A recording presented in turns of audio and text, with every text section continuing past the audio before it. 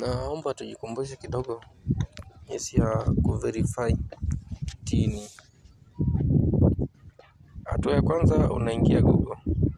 Tafuta Google, kisha ingia Google. Una search TRA kama hivyo, kisha search TRA. Inafunguka mtindo huu hapa. Una click hapa kwenye Tanzania Revenue Authority. Kisha click hivyo, itafunguka mtindo kama huu. Unatakiwa unashuka chini. Utakutana na hii hapa, utaingia hapa taxpayer portal. Mkwaju IDRAS. Utaingia hapo. Baada ya kuingia hapo, unaacha inafunguka, inarudi, nikihesabu asilimia, itafunguka mtindo huo. Kisha funguka, kuna kushoto juu hapa kwenye hizi doti tatu, unaenda kama ndo unataka kuverify, unaenda hapa login. Bonyeza login, itakuja upande wa pili kulia huku, una click hapo, inakuja hivi. Unatafuta, una sehemu ya kujaza hapa tin, unaandika tin namba yako hapo na password yako. Baada ya kuandika hapo, inafunguka mtindo huu.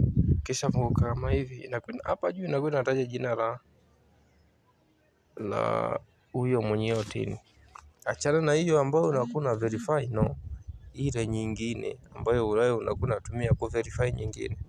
Baada hapo unaenda hapa doti tatu hizi za kwenye poti, unaenda namba hii Central Motor Vehicle Registration. Utakwenda hapo, no sio hapo, unarudi ni kwenye doti tatu huku nyuma, hizi za hapa, hivi vinstari vitatu pembeni kabisa. Baada hapo unaenda register motor vehicle hapa. Baada ya kwenda hapo, unaenda change of motor vehicle condition.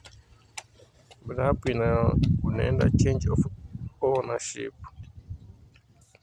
Kienda unaona kulia kwako kuna badilika huku, una click hapa. Baada ya click utakutana haka kaneno ka kusearch hapa. Baada hapo sasa ndo unakuta sehemu ya kuverify kama hii. Ndio ile una paste ile tin namba ambayo unataka kuverify, kisha una search hapa, itakuletea jina la hiyo nanili yako, majina ya hiyo tin namba yako. Kwa unachokifanya una screenshot. Baada ya screenshot una crop,